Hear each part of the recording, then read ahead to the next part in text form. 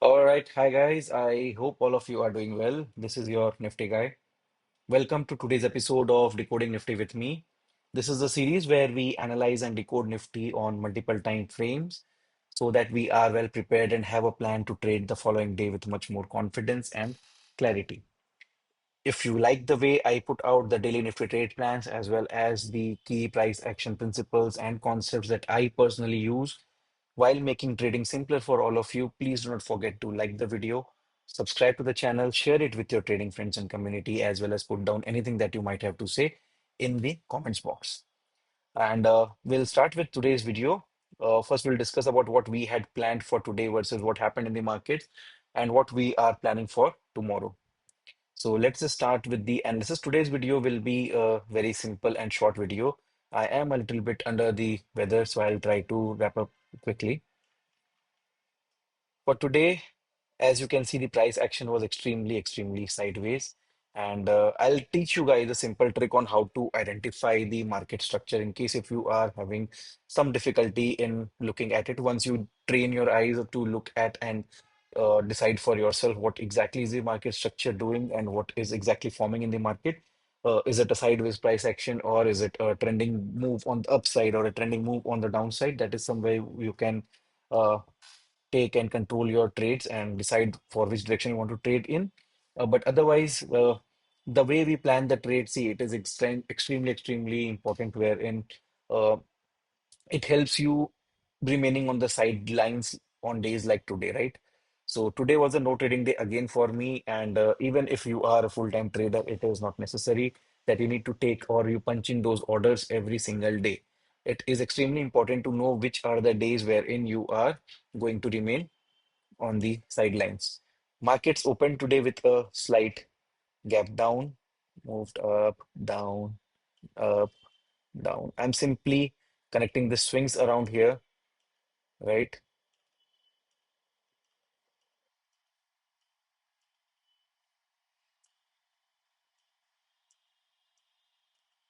Right? And I'll be hiding the Nifty's chart, the candles. So this was the price action which was there, right?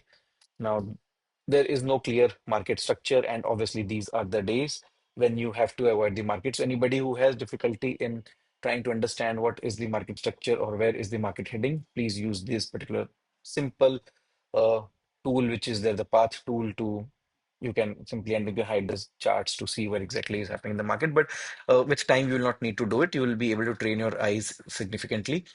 Now, we were planning for a long entry above this high, which was the 0.5 to 0.618 retracement of this entire thing. And as you can see, market did not reach that.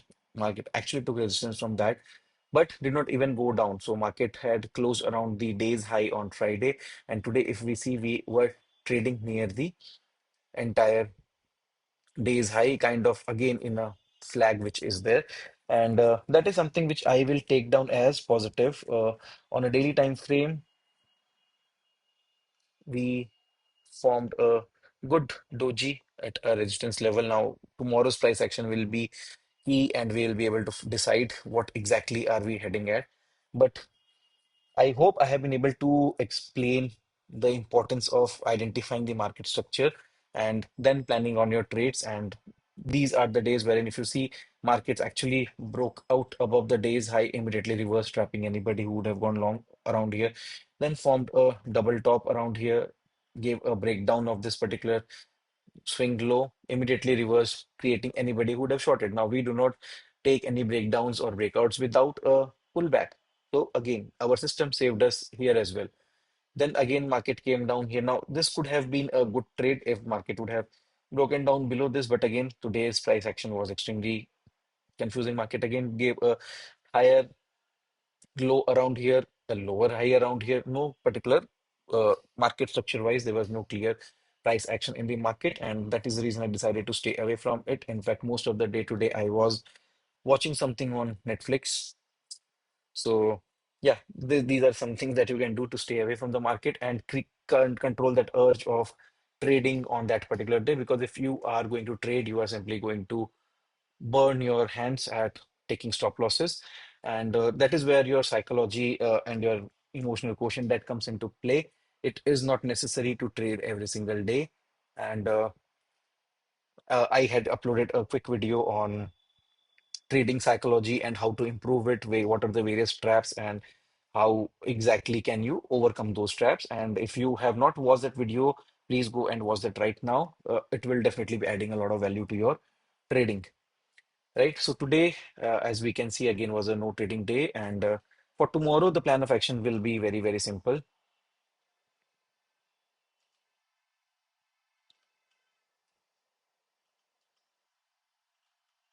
On a 15 minutes time frame, if we are moving up above this zone, try to understand, try to follow me here very with close attention. We will not only be above the 0.5 to 0.618 resistance zone that we will also be above the trend line, which is coming on a higher time frame, which I had explained. I'll just quickly show it to you guys again.